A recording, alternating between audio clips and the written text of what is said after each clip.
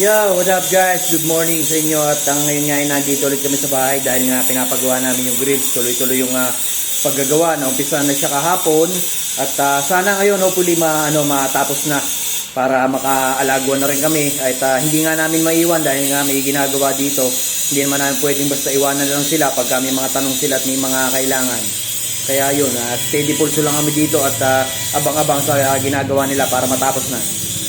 O yan nga, si pare, yan yung pinaka-grills na ilalagay niya. Sukat na yan mga par, na-welding na rin yan. Ngayon, kinikinis na lang niya yung mga pinag-weldingan kasi pipinturahan pa niya yan eh. Yan, asak na yan dito sa ano na to, sa harapan na to. Yan, dyan. Goods na yan dyan. Dalawa yan eh. Tapos ito, titirahin niya rin yan. Pagtapos yung isang yan, dito naman, yung pinto naman. Yan. Setting yan pagka naikabit na ni pare lahat yan.